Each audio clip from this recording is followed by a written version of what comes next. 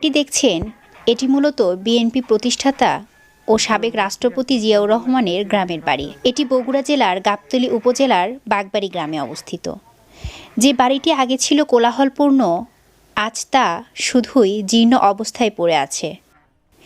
এখন আর কেউ খোঁজ নেন না বাড়িটির, তেমন নেতাকর্মীদেরও দেখা মেলে না।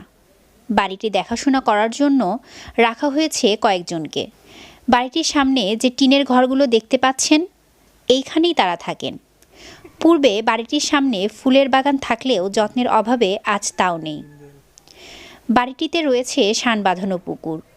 পুকুরটি দেখলেই বোঝা যায় একসময়ের যত্নে গড়া বাড়ি আজ পরিত্যক্ত। তবে এখনও অনেক দর্শনার্থীরা দেখতে আসেন তার বাড়িটি, ভাবেন কতই না জাঁকজমকপূর্ণ। তবে জীর্ণ এ বাড়িটি দেখে মুখ মলিন হয়ে যায় অনেকেরই।